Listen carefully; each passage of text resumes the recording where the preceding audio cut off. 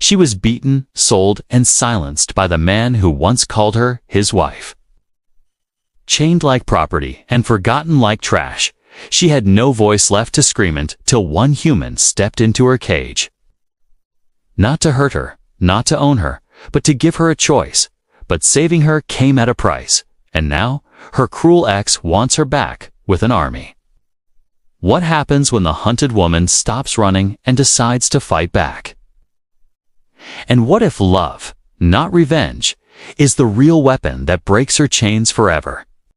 Now, let us go to the place where dust, sacrifice, and destiny first collided, where the story truly begins. She sat in the dark corner of the cage, knees close to her chest, her arms covered in old scars and bruises. Her name was Kellyra, but no one had called her that in a long time. Not since the day her ex-husband sold her like a broken machine. Her planet was far behind now, and so was her past life. Once she was a noblewoman, married into power, living in a beautiful house, but behind closed doors, her husband was cruel. He hit her when she spoke, laughed when she cried, and told her she was nothing without him when the empire fell. He didn't protect her. He sold her to a warlord to save his own skin. Since then, she had passed from one owner to another. Treated like a thing, not a person. Some used her as a servant, some for worse. None cared about her pain now. Her cage was in a metal room inside a trade ship. She didn't know the name of the ship or the planet it was going to. All she knew was that soon someone else would buy her, someone worse. Her wrists were chained. The collar around her neck had a tracker. She couldn't run, couldn't fight, couldn't even cry anymore. She had cried all her tears long ago. Other cages were around her. But she was the only one in this section. Maybe the others had already been sold. Maybe they were gone. It didn't matter. She had stopped hoping. Hope was dangerous. It hurt more than pain. Then the door hissed open. She didn't move. She had learned not to react. Reacting brought attention, and attention brought pain. But the footsteps that came inside were not heavy. Not like a buyer. They were soft. Careful, a man stepped closer, wearing dusty boots and an old jacket with orange patches. He had a tired face, brown hair, and kind eyes. He looked human, not one of the traders, not rich. Not cruel. He stopped in front of her cage and looked inside without saying anything. Then he opened the door slowly. She blinked, confused. No one ever opened the cage that softly. He knelt down and placed a folded blanket beside her. Then he took off his jacket and gently laid it over her shoulders. She flinched, expecting a trick or pain, but he didn't touch her skin.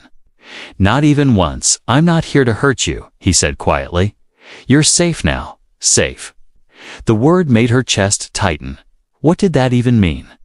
Safe was just a lie people used before they hurt you again. She didn't speak, didn't move, just stared at him. He waited for a moment, then nodded and stood up. "My name's Elias," he said. "I bought you, but I won't keep you." She blinked again, her lips parting just a little. He bought her but didn't want to keep her. That made no sense. He looked at her with soft eyes, then turned around and walked out of the room. The cage door remained open behind him for the first time in years. She wasn't locked in. She could leave, but her legs didn't move. Her mind didn't believe it. Hours passed. The lights dimmed, and still she sat there. The jacket still around her shoulders. It was warm. It smelled like oil and soap, and something else she couldn't name. Something good. Her fingers touched the edge of the fabric. Rough, but soft. Real, not a dream. Not a trick. Finally, she crawled out of the cage slowly, her legs shaking from weakness. She stepped onto the cold floor and looked around. No guards, no chains, no one shouting. Just quiet humming from the ship's engine. She found a small room with a low bed, a water basin, and clean clothes. A note was placed on the table beside a cup of warm tea. "If you want to stay, the bed is yours. If you want to leave, I won't stop you. Elias." Kellyra stood there, the paper trembling in her hand. Her heart confused, scared, but also something else curious. She drank the tea slowly, letting the warmth fill her chest. Then she touched her own face. As if checking if she was really alive, no one had spoken to her gently in years. No one had given her a choice, but now a human she didn't know had done both without asking anything in return. She laid down on the bed, her eyes staring at the ceiling, her hands still shaking. She didn't believe in safety, didn't believe in kindness, but she wanted to. That night, for the first time in a long time, she slept without chains, and when she dreamed of freedom. Kalira woke up slowly, her body still stiff from weeks of being locked in a cage. Her hands reached for chains that weren't there. Then she stopped and opened. Her eyes wide, soft sheets under her, a pillow behind her head, a soft hum of the engine in the background.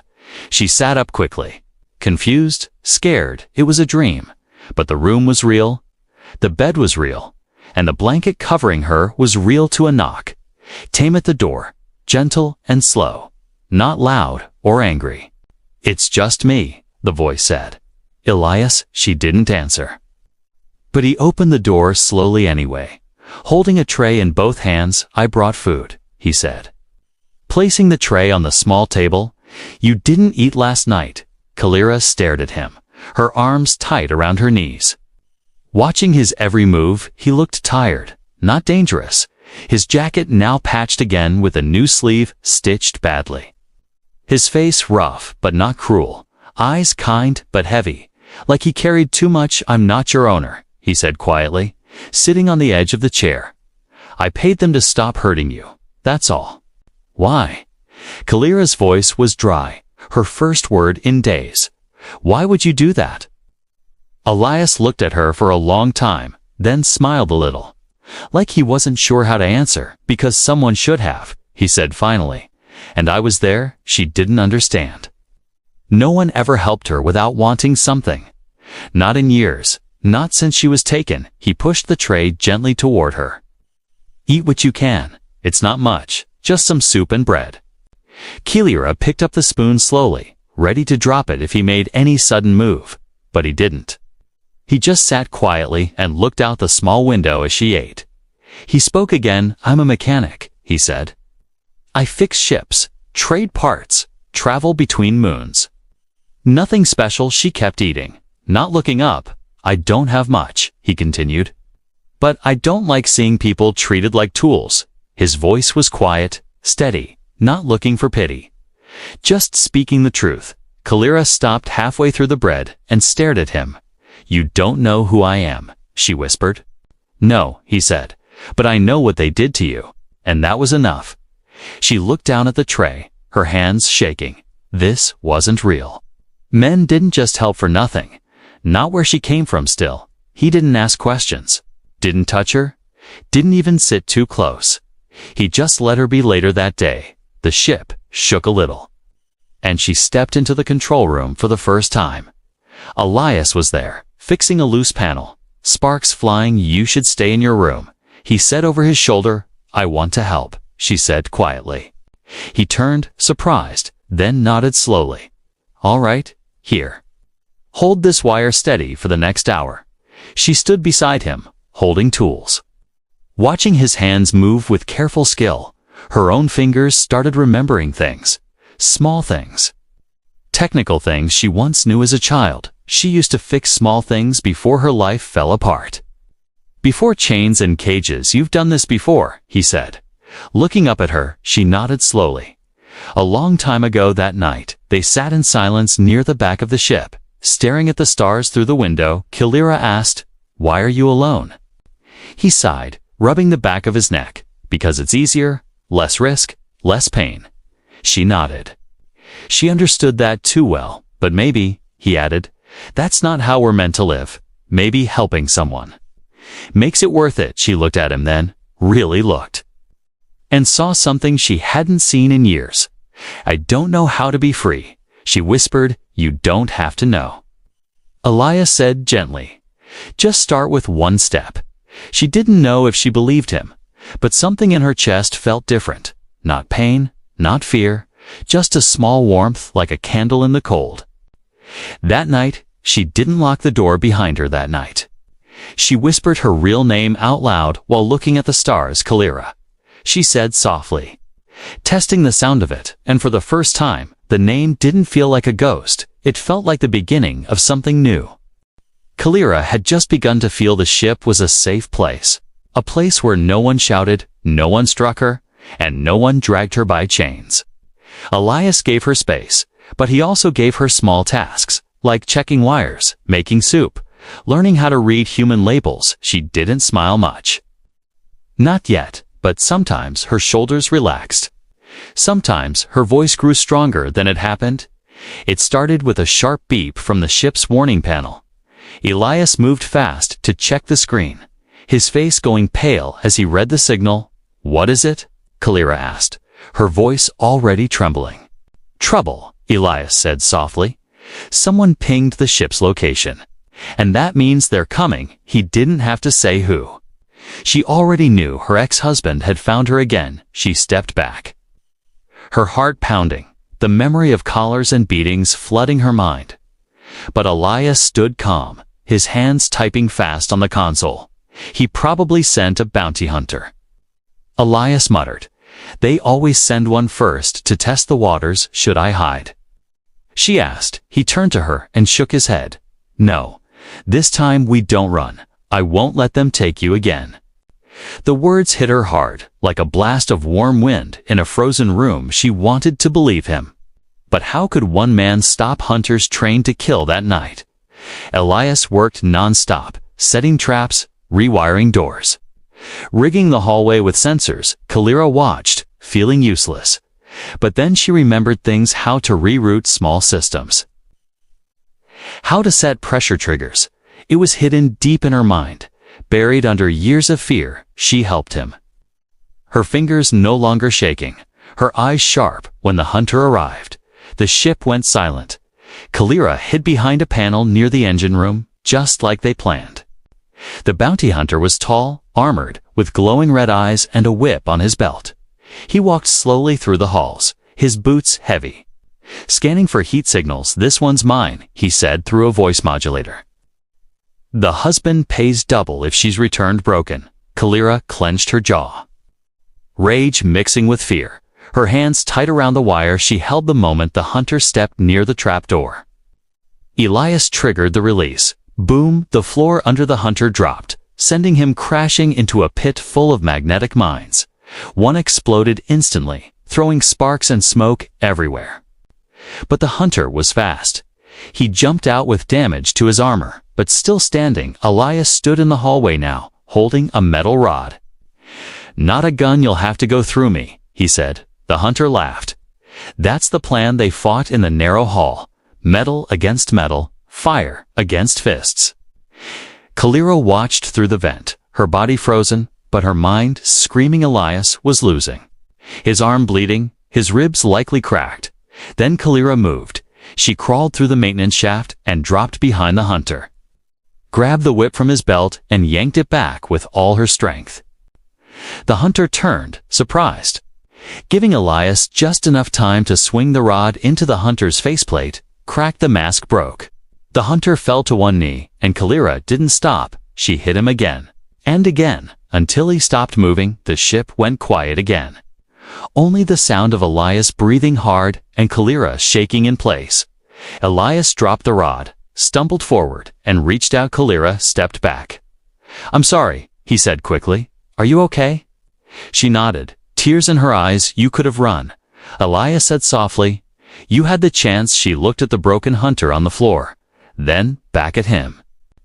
"I didn't want to leave you," she whispered.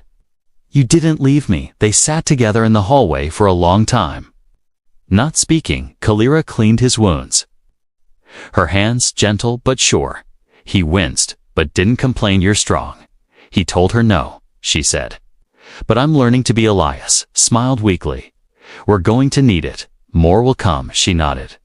Not with fear, but with something else: resolve. For the first time, she wasn't just being protected. She had fought back, and she would fight again if she had to. Elias winced as Kalira tied a cloth around his bleeding ribs. His breath came slow and heavy, but he didn't complain. He just watched her face as she worked with quiet focus. "I've had worse," he said with a weak smile. Kalira didn't smile back. Her hands trembled slightly as she tightened the knot. "I've seen people die from less," she whispered. They both knew more hunters would come. Her ex-husband wouldn't stop now.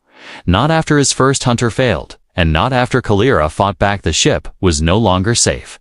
Elias had designed it for repairs and travel. "Not battles and escapes, we need to fly," Elias said, pushing himself up from the medical table.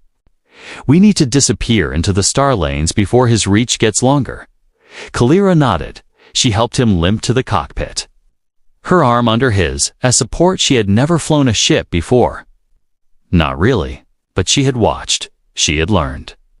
And now she had no choice. "Set the jump to grid 9. Elias said through a strained voice. "There's an old mining belt, full of caves and debris.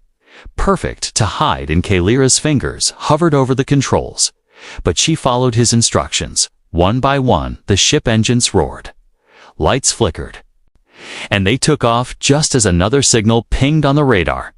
2 bounty ships were closing in fast. "They're jamming our path," Elias said, teeth clenched. "We have to cut around the trade route. It's risky, but we'll lose them in the field." Kalira's heart pounded, her hands sweaty, but her voice was steady. "Show me how." "I'll fly it." Elias looked at her with tired pride. "You already are." They twisted through the dark, stars flashing by the windows like silver sparks. The enemy ships followed close, firing warning shots. One blast struck the side of their ship, making it rattle and groan. Sparks flew from the control panel, and Elias fell back against the wall. Kalira grabbed the manual lever and jerked it sideways, forcing the ship into a spin that brought them behind an asteroid. The ship shook violently, alarms screaming, but the enemy shots missed. And for a moment, they were hidden. "Elias," she called, running to him. "Are you okay?" He groaned, blood dripping from his forehead. "Fine. Just keep flying." Kalira pulled him into the co-pilot seat, then turned back to the controls. Her breath shallow, her mind sharp. She remembered what he taught her about thruster power. Shield toggles and emergency thrust. With a deep breath, she pulled them out from behind the rock and dove into the mining field. Old structures floated in space, broken beams. Dead ships, shattered metal. It was dangerous. But it was cover. She weaved through them like a ghost, dodging debris, spinning through narrow gaps. Always 1 second ahead of the chasing ships, one of the bounty ships clipped a floating pipe and exploded in flames. The shockwave rocked her ship, but she held steady. "Good flying," Elias murmured. Barely conscious, Kalira's jaw tightened. "I'm not letting them take you," she whispered. The last enemy ship chased close behind, its guns charging for a final shot. Kalira narrowed her eyes, then angled the ship upward and dove into a dead station core. A dark tunnel of old machinery and scrap. The enemy ship followed, but too late. Kalira hit the afterburners and burst through the other side just as the enemy slammed into a rusted beam and shattered into sparks. Silence followed, only the hum of their ship, and Elias' weak breathing filled the air. She slowed the ship and entered the mining caves Elias had spoken of, docking in the shadows, hidden from all scanners. She finally exhaled, hands shaking, body frozen from tension. Kalira turned to Elias, who was barely awake, his lips pale. She pulled out the medkit and started treating him. "You saved us," Elias whispered, his eyes half open. "You saved me first," Kalira replied, tears in her eyes. He smiled faintly. "Maybe we're even now." "No," she said, pressing the cloth to his wound. "I still owe you for giving me a name again." Elias tried to laugh, but coughed. Instead, she sat beside him, holding his hand as his breathing calmed outside the ship. The stars moved slowly, distant and quiet. Inside, Kalira felt something she hadn't known in years. Not fear, not pain, but purpose. She wasn't just escaping now. She was protecting someone who mattered, someone who made her feel human again. The stars outside the ship flickered like cold fire as Kalira sat beside Elias. His breathing was slower now, his injuries healing little by little. But she never left his side. She had changed. The girl who once stayed silent in chains was now flying through danger, fighting beside a man who expected nothing from her. and yet gave her everything but peace never lasted. One morning, the ship's console lit up with a red glow, a universal broadcast forcing itself through all nearby channels. Kalira rushed to the cockpit, Elias right behind her. Limping slightly, a voice filled the room, deep and proud. "Every word sharp like a blade, return what belongs to me," it said. The girl named Kalira, marked by marriage, signed under law. Bound by collar, her hands turned cold. Her throat locked, she knew that voice, her ex-husband. He appeared on the screen. Tall, armored, smug. A silver band still on his finger, as if she never left. Behind him stood soldiers, bounty hunters, and ships painted with the royal crest of her fallen house. "I offer reward," he said, smiling cruelly. "To anyone who captures and returns her, extra, if she's broken." As she deserves, Elias stepped forward and turned the broadcast off. His jaw clenched tight. Kalira looked at him, shaking. "He found us again," Elias nodded. "He's using public channels now, sending the message everywhere, trying to turn the galaxy against us." She wanted to run, hide, curled back into the broken girl she once was, but she didn't. She stood taller, her hands steady, her voice clear. "Then we stop hiding." Elias looked at her, surprised. "You're not afraid?" He asked. "I am," she said, "but I'm more afraid of going back." They both knew the reward would bring danger. Even allies might turn on them. Even people Elias once trusted. Sure enough, their fuel vendor on the next planet refused to refill their ship. "Nothing personal," the vendor said, "but I can't risk being seen with you two." That bounty's too high. Another contact didn't answer their call at all. The world was shrinking around them. Elias sat down hard in the cockpit, running his hand through his hair. "We need fuel, food, safe passage. And now we have none." Kalira looked at the navigation map, her finger tracing lines across systems. Old trade routes, broken stations. "There's an abandoned port near Sector 7X. She said. "It was used by smugglers before the collapse. Maybe there's fuel left behind." Elias raised an eyebrow. "How do you know that?" She paused, then whispered, "Because my ex used to do business there. I was with him once, hidden behind walls." "But I remember." Elias smiled a little. "You keep surprising me." They set course for the forgotten port, flying in silence. But Kalira noticed Elias was quieter than usual. His hand resting on the photo taped to the side of the cockpit, faded picture of a young girl. "Your daughter?" she asked softly. Elias nodded. "She died years ago, during a border attack. I couldn't save her. I still carry the weight of that every day." Kalira reached out slowly and touched his hand. "You saved me," she said, "and I'm not going to let that be wasted." When they reached the port, it was dark and empty. The old structures floating in silence. They docked and moved quickly. Kalira led the way through rusted doors and frozen halls, her memory guiding them. In a sealed room, they found old fuel tanks, half full but still usable as they filled the ship. A shadow appeared at the door. A man with a rifle. "You don't belong here," he said, aiming at Elias. Kalira stepped in front of Elias, her eyes cold and sharp. "Shoot me, then," she said, "because he's not dying for me again." The man stared at her, confused, then lowered his rifle slowly. "I heard the broadcast," he said, "but you don't look like the monster he described." Kalira didn't blink. "Because I'm not, he is." The man stepped back, silent, then disappeared into the shadows. They finished refueling and left without another word, back on the ship. Kalira sat beside Elias. "Would you really die for me again?" she asked quietly. Elias didn't hesitate. Without question, she reached out and held his hand. Firm and steady. She didn't say thank you. She just stayed by his side, knowing there were no safe places left in the galaxy. But there was one safe person, and for now, that was enough. The silence of deep space was heavy as Kalira sat in the engine room, hands deep in wires and circuits, her heart beating with both fear and purpose. Elias sat nearby, sketching something on a datapad. The screen showed blueprints, wires, signals, traps. He was building something. "What is it?" Kalira asked, wiping sweat from her brow. Elias looked up, tired but focused. A trap, not for bounty hunters this time. For him, for the one who thinks you still belong to him. Kalira stared at him, confused. He'll never come himself. He's too proud. Too rich. Elias shook his head. No, he will. You embarrassed him. You survived. You fought back. He'll want to end it with his own hands. Kalira didn't argue. She could feel it too, the way the stars felt colder. The way every signal seemed to echo louder. Something was coming. They chose a small desert moon as their final stand. No towns, no laws, just sand and sky and silence. They buried traps beneath the ground, mines hidden in dust. EMP wires stretched through narrow canyons. Decoys placed inside fake shelters. Elias set up the virus bomb, designed to infect and freeze enemy systems when triggered.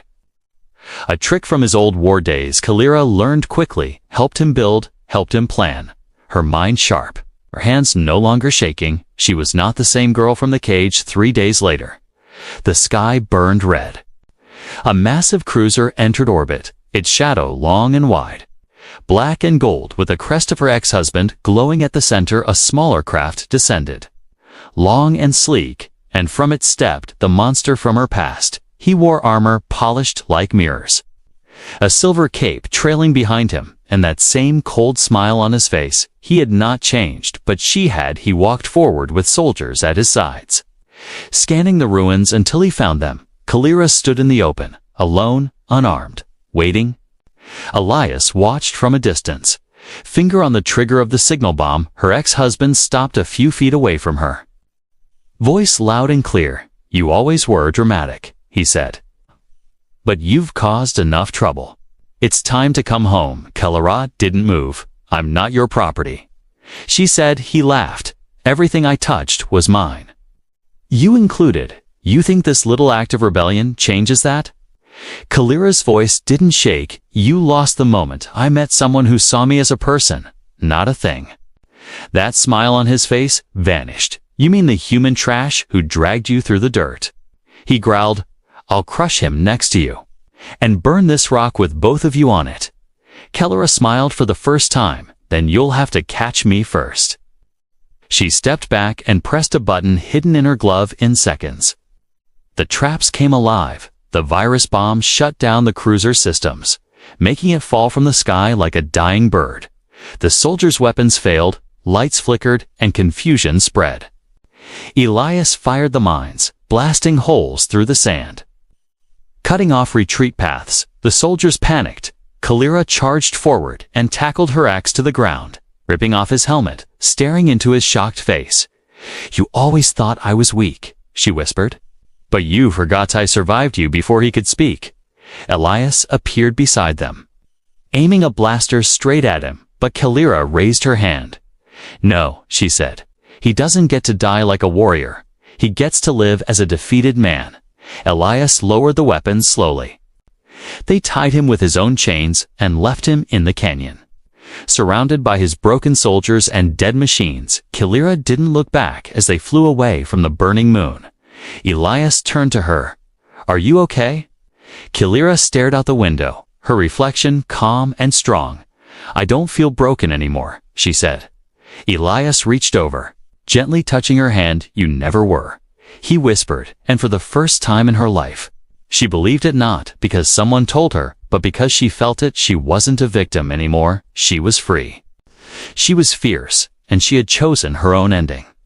The stars were quiet again. The ship drifted through open space. No hunters behind them, no signals chasing them. No shadows from her past crawling through every corner. Kalira stood near the wide glass window, her hands resting gently on the metal frame, her eyes watching the stars dance in silence. It felt strange, too peaceful, too still. Like the galaxy itself had paused just to let her breathe. Elias walked in slowly, his arms still bandaged. A fresh scar on his cheek from the last fight, his shirt torn but clean. His eyes tired but gentle. You're still awake, he said softly. Kalira nodded. Couldn't sleep. I keep expecting alarms, fire, metal boots on the floor. Elias stepped beside her. Standing quiet for a moment, "There won't be any tonight," he said. "You're safe now. We both are." She looked at him, her voice low. "You really believe that?" He nodded. "I do, because I've seen what you can do when you're not chained." "I've seen who you are," Kalira turned away, unsure how to answer for so long. She had lived like a shadow, a ghost in someone else's world, but now she had choices. Real choices. "Do you ever regret saving me?" she asked. Suddenly Elias frowned, surprised. "No, never, not even once, even when you were bleeding. Even when you lost your ship's parts, your contacts, everything." He smiled faintly. "Those things can be replaced. You can't." Kalira felt something tighten in her chest. Not pain, not fear, something warm. Something she didn't have a name for, yet they sat down together in the main room. It's quiet music playing from an old device Elias had repaired. Soft notes that filled the empty spaces between them. She looked at him, really looked, and saw every scar, every crack. Every quiet strength he had hidden under silence. "You never asked for anything from me," she said. "Not once. I didn't need to." Elias replied, "You gave more than you know." Kalira touched her own wrist where the collar used to be. The skin still marked, but no longer sore. "I used to think love was just control with a softer voice," she whispered. "A trap with flowers on top." Elias didn't speak. He let her finish, but now, she continued, her voice shaking slightly. "Now, I think, maybe, love is just someone who sees you and stays, even when you're broken." Elias looked at her, his voice deep and quiet. "You were never broken, Kalira, just buried. And you dug yourself out. I just offered you a shovel." She laughed softly, the sound light and strange in her own ears. It felt like it didn't belong to the same girl from before, because maybe it didn't. That girl had been left in a cage. This one had walked away from fire and ruin, and chosen her own sky later that night. Kalira entered the small room Elias had given her. The blanket was soft, the pillow cool, and for the first time, she didn't curl up in the corner. She lay down in the center, arms wide, as if daring the world to take this piece from her. It didn't. Morning came with gentle light through the ship's skylight. Kalira woke to the sound of Elias fixing something in the hallway, humming off-key, his voice half asleep, half busy. She smiled and walked toward him. He looked up, surprised. "You slept?" She nodded. "All night, that's a first," he said with a grin. She didn't answer with words. Instead, she walked closer and stood in front of him. Eyes steady, voice strong. "I want to stay," she said. "Not because I'm scared, or because I owe you, but because I choose to. I want to be here." Ilias's expression softened. "You always had a choice." "Kalira," she nodded, her hand brushing his as she helped him with the wires. They didn't need grand speeches or perfect kisses or promises written in stars. What they had was real quiet, strong, built through blood and fear and survival, and finally, through love. Kalira looked out the window one last time, then turned to him with a soft smile. "I think I'm ready to live again," she said. Elias nodded. "Then let's go live." And together they left the past behind and flew toward a future they built with their own hands.